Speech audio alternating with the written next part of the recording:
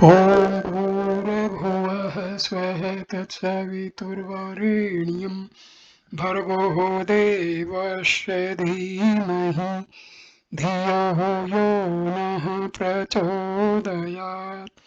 ॐ शान्ति शान्ति शान्तिः।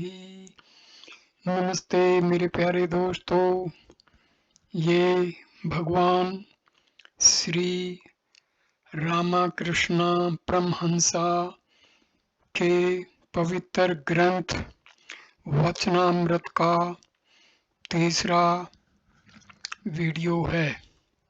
इस वीडियो को हम शुरू करते हैं 21वें श्लोक से।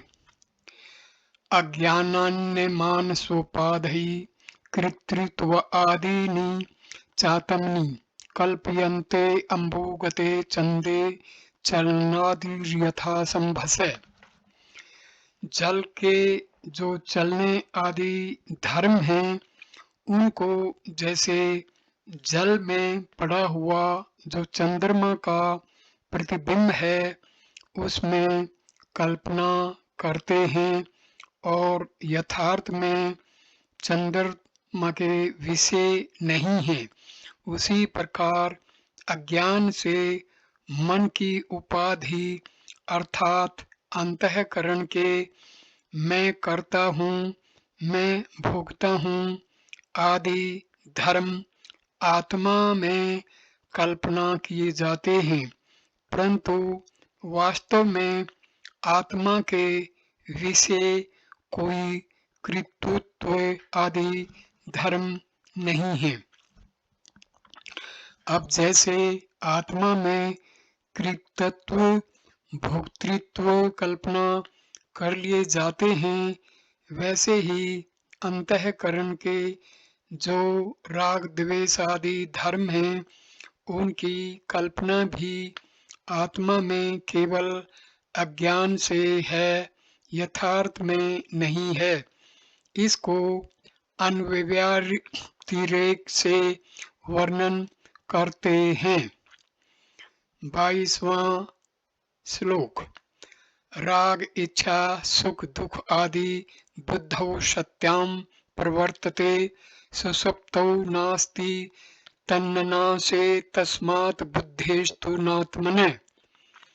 राग इच्छा सुख दुख आदि ये संपूर्ण धर्म बुद्धि के हैं।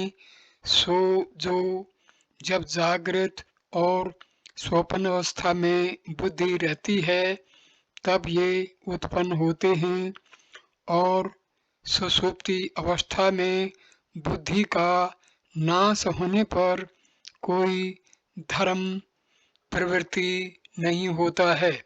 इसलिए सब धर्म बुद्धि के ही हैं, आत्मा के नहीं हैं। कारण के होने पर कार्य के होने को अन्वय कहते हैं, और कार्य के न होने पर कार्य का भी न होना इसको व्यतिरेकी कहते हैं।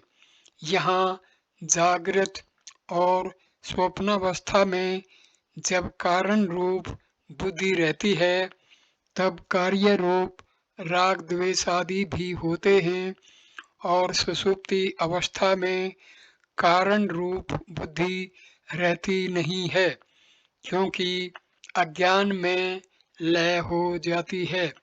इसलिए कार्य रूप राग द्वेष आदि नहीं होते हैं।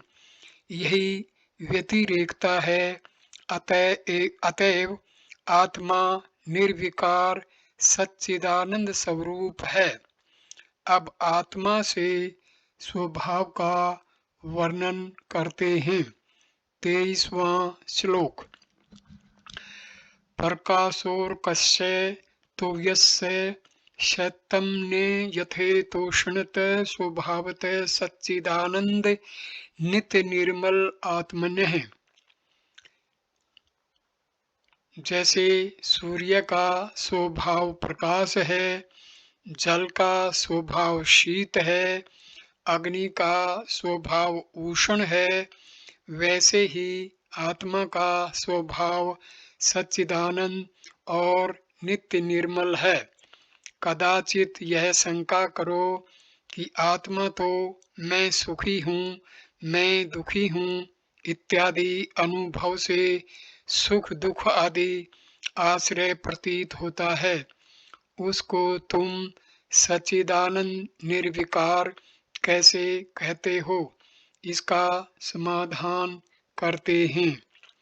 24वें श्लोक में इसका समाधान मिलता है। 24वां श्लोक आत्मनः सच्चिदंशश्च बुद्धिर्व्यतितारति द्वयं संयोज्य च विवेकेन जानामीति प्रवर्तते। प्रत्यगात्मा आत्मा का वह सत्य चित अंश है जो बुद्धि की वृत्ति में आत्मा की छाया पड़ती है, और अज्ञान रूप आनंद का अंश जो बुद्धि की वृत्ति है, इन दोनों को एकत्र करके जीव में मैं दुखी हूँ, मैं सुखी हूँ आदि अज्ञान से मानता है, परंतु यथार्थ में आत्मा असंग है और उसमें किसी का संबंध नहीं है। अतएव उसमें श्रवण सुख दुख आदि नहीं हो सकते, क्योंकि बुद्धि का परिणाम ज्ञान और सुखाकर है वृत्ति, और यही कारण है कि ज्ञान आदि का आश्रय बुद्धि है और आत्मा नहीं है। और जो आत्मा में ज्ञान सुख आदि प्रतीत होते हैं, सो बुद्धि और आत्मा एक रूपता से दिखते हैं, वह केवल भ्रम है, क्योंकि आत्मा तो निर्विकार सच्चिदानंद का रूप है। अब आत्मा का निर्विकार तो और सच्चिदानंद रूप तो वर्णन करते हैं। 25वां श्लोक आत्मनो विक्रिया नास्ति बुद्धेर्बोधो ने जावित्ति जीवः सर्वमलं ज्ञात्वा कर्ता दृष्टेति मुह्यति। आत्मा में किसी प्रकार का विचार नहीं है और बुद्धि में कदापि ज्ञान नहीं है। यह जीव अपने में सबको जानकर मैं करता हूँ, मैं दृष्टा हूँ, इस प्रकार केवल मोह को प्राप्त होता है। और ऐसा ही श्रुति में भी लिखा है कि निर्गुणम निष्क्रियम शांतम निर्वद्यम निर्जनम, अर्थात आत्मा निर्गुण क्रिया रहित शांत स्वरूप निष्पाप और निर्मल है। गीता में भी यह लिखा है कि अव्यक्तो यम चिंतोर्यमा कार्यो मुच्यते, अर्थात आत्मा अव्यक्त अचिंत्य और विकार रहित है, और बुद्धि में ज्ञान यो नहीं है कि बुद्धि माया का कार्य होने में जड़ है, तो भी अंतःकरण में प्रतिबिंबित जो चेतन की चेतना है, उससे देह इंद्रियादि संपूर्ण जड़ पदार्थ चेतन रूप से प्रतीत होते हैं। और यही कारण है कि जब बुद्धि और बुद्धि के कर्ता व भोक्ता आदि धर्म आत्मा में भ्रम से दिखते हैं। अब आत्मा में मिथ्या आरोपित अज्ञान का फल और तत्व ज्ञान का फल कहते हैं। 26वां श्लोक रज्जु सर्पवदात्मनं जीवं ज्ञात्वा भयं वहेत् न अहं जीवः प्रात्मेति ज्ञातं चिन्निर्भयो भवेत्। जैसे पुरुष अंधेरे में पड़ी हुई रस्सी का भ्रम से सर्प जानकर डरने और कांपने लगता है, वैसे ही मनुष्य आत्मा को अज्ञान से जीव मानकर संसार के अनेक दुखों को सहता है। और जब पुरुष को यह ज्ञान हो जाए कि मैं जीव नहीं हूँ किंतु परमात्मा हूँ, तब निर्भय हो जाता है। और ऐसा ही श्रुति में भी कहा है कि दिवित्यो यादवे भयम भवति, अर्थात पुरुष को द्वैत ज्ञान से निश्चय भय होता है। और उदर मंत्रम कुरुते अथ तस्य भयम भवति, अर्थात अपने और आत्मा में जो भेद मानता है उसको जन्म मरण आदि भय होते हैं। और भी कहा है कि न चेद वेदिन महति विनष्टि, अर्थात जिसको आत्म स्वरूप का ज्ञान नहीं हुआ उसकी बहुत हानि हुई। फिर स्मृति का भी वाक्य है कि ईषद्भ्यंतरम कृत्वा रौरवम नरकम वर्जेत, अर्थात जीवात्मा परमात्मा में थोड़ा भी अंतर करने से मनुष्य रौरव नरक में जाता है। और जब मनुष्य को तत्वमसि आदि वाक्यों से ऐसा हो जाता है कि मैं जीव नहीं हूँ किंतु अखंड सच्चिदानंद जगत साक्षी असंग परमात्मा ब्रह्म परब्रह्म स्वरूप हूँ, तब उसका जन्म मरण आदि भय दूर है। और ऐसा ही श्रुति में भी लिखा है कि ब्रह्म विद्रहैव भवति, अर्थात जो ब्रह्म को जानता है वह ब्रह्म ही हो जाता है। जो कदाचित यह कहो कि आत्मा तो मन और बुद्धि के निकट ही है, फिर बुद्धि आदि को आत्मा प्रत्यक्ष क्यों नहीं होता है। तहाँ कहते हैं कि 27वां श्लोक, आत्मा अवभाष्यते को बुद्ध्यादि नीन्द्रियाणि च दीपो घटाद्यु सौ आत्मता जड़ैस्तन विभाष्यते, संपूर्ण इंद्रियों को और बुद्धि आदि को केवल एक आत्मा ही इस प्रकार प्रकाशित करता है कि जैसे दीपक घटादि वस्तुओं को और मन बुद्धि आदि जो जड़ पदार्थ हैं उनसे आत्मा प्रकाशित नहीं होता है, कि जैसे घटादि मलिन पदार्थ दीपक को प्रकाशित नहीं कर सकते। अतएव यह बात सिद्ध हुई कि आत्मा तो मन बुद्धि आदि का साक्षी है और उनको जानता है, और मन बुद्धि आदि जड़ पदार्थ आत्मा के स्वरूप को नहीं जानते। जो कदाचित यह कहो कि जब आत्मा बुद्धि करके प्रकाशित नहीं होता है, फिर आत्म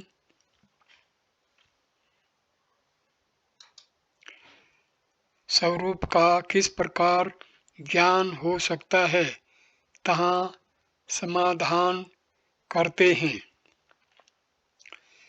28वां श्लोक, स्वबोधे नान्य बोधिच्छा वघ्रूयात्मनः न दीपस्य न दीपेच्छा यथा स्वात्मा प्रकाशते।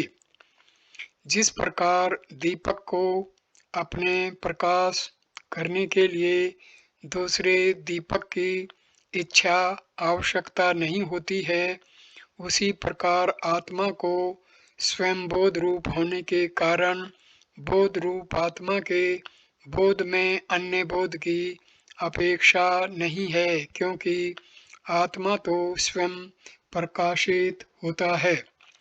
जो कदाचित यह शंका करो कि आत्मा तो आप ही साक्षात्कार है, अतएव पुरुष बिना ही यत्न किए मुक्त हो जाएंगे और श्रवण मनन आदि जो युक्ति के उपाय हैं वे सर्व निष्फल हो जाएंगे।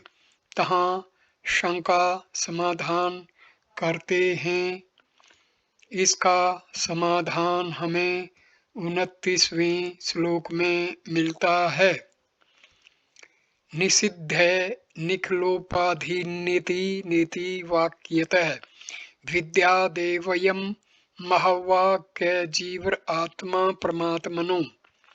नेति नेति इस वाक्य से सब उपाधियों का निषेध करके तत्वमसि आदि महावाक्यों से जीव और परमात्मा की एकता को जाने, अर्थात स एष आदेशो नेति नेति यति निरसनम।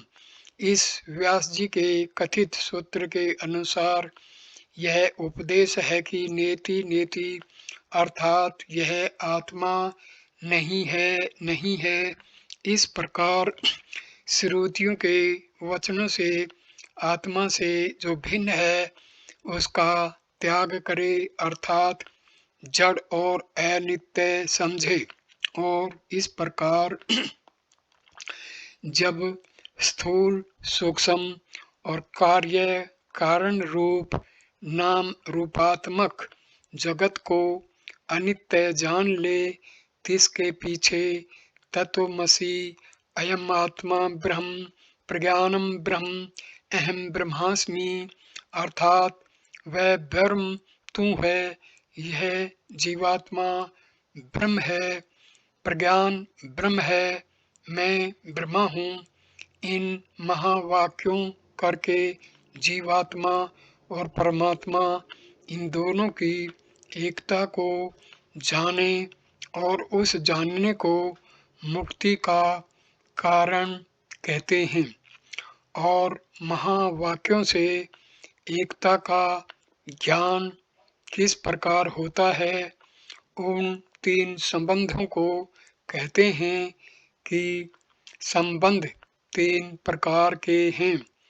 समानाधिकरण्य, विशेषण विशेष्य भाव और लक्ष्य लक्षण भाव।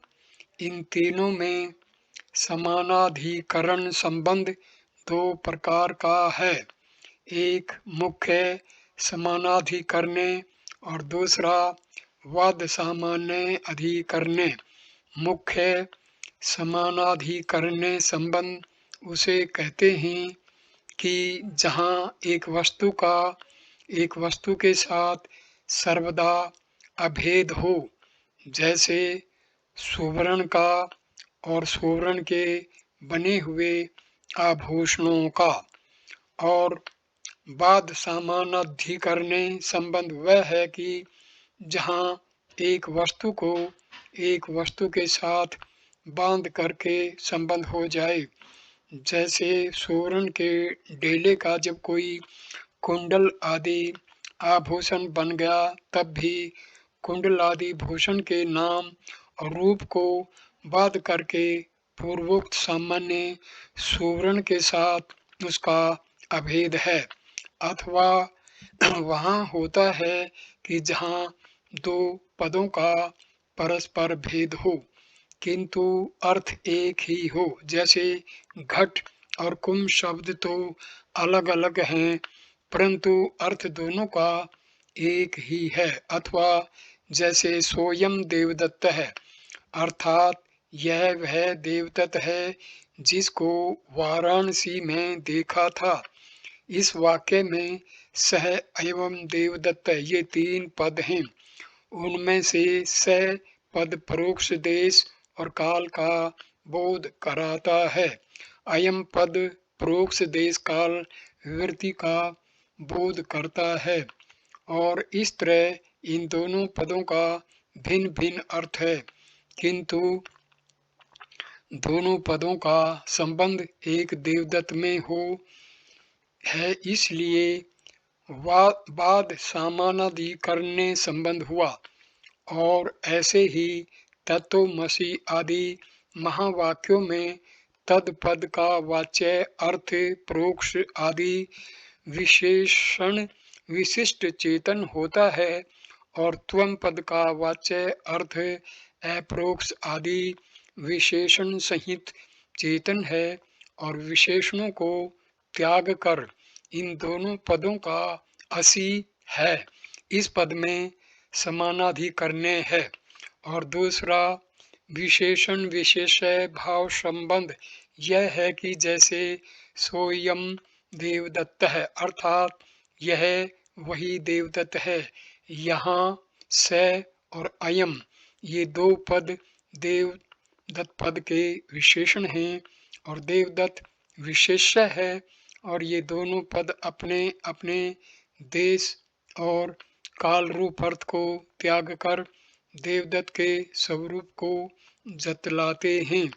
और इसी प्रकार तत्वमसि आदि महावाक्यों में भी तत्पद का अर्थ तो अप्रोक्ष आदि विशेषण सहित है और त्वम पद का अर्थ अप्रोक्षादि विशेषण सहित चेतन है और इन दोनों विशेषणों को त्याग कर दोनों पदों का असी है। इस पद में समानाधिकरण्य होता है, इसलिए यहाँ विशेषण विशेषय भाव संबंध है। और तीसरा लक्ष्य लक्षण भाव संबंध है, जैसे सोयम देवदत्त है, यहाँ स अयम इन दोनों पदों से देश काल आदि विशेषणों को छोड़कर देवदत्त मात्र ही लक्षित होता है।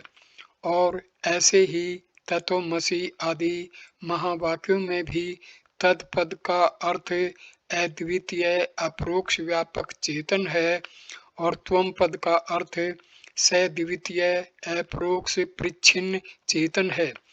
इन विरुद्ध धर्मों को छोड़कर एक चेतन जो विरुद्ध धर्म रहित लक्ष्य अर्थ है सो लक्षित होता है।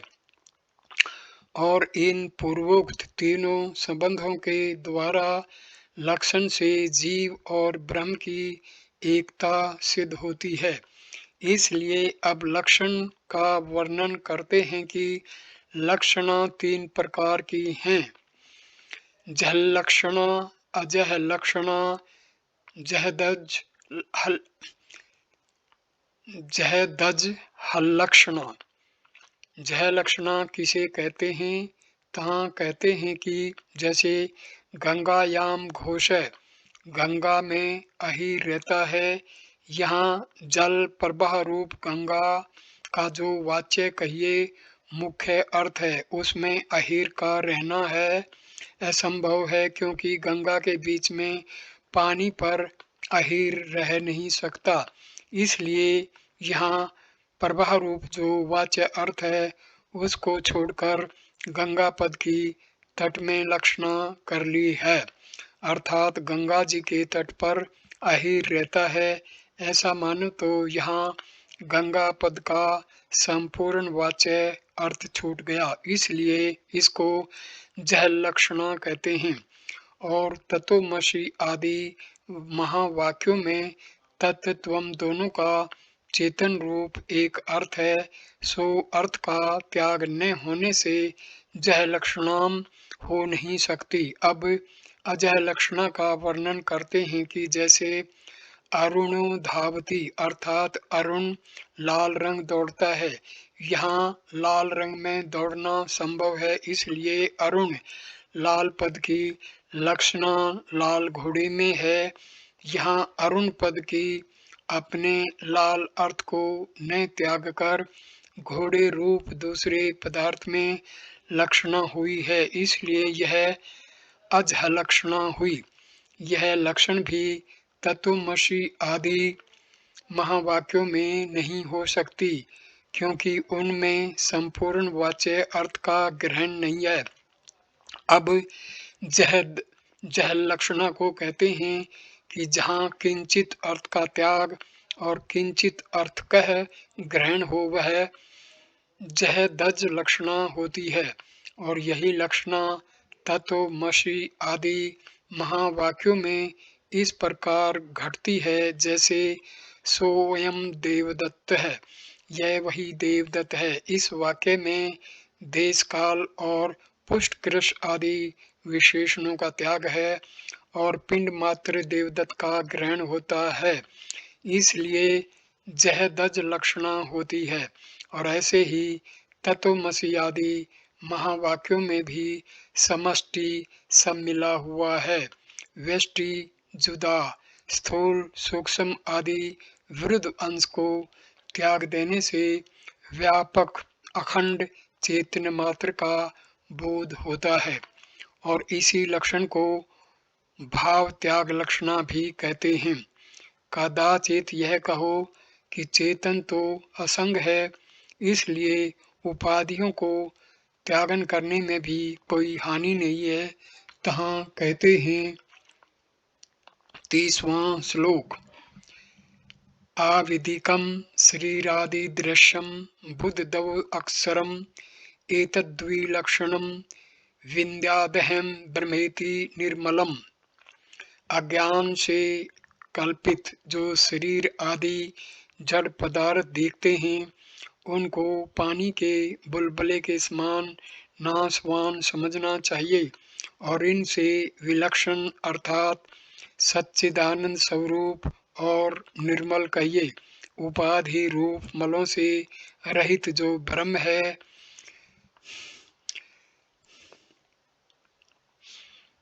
है, सोनी में ऐसा जाने। अब महावाक्यों से उत्पन्न हुई जीव और ब्रह्म की एकता के मानने का प्रकार लिखते हैं। इस वीडियो को मैं यहीं विराम देता हूँ। चौथा वीडियो हम शुरू करेंगे 31वां श्लोक से।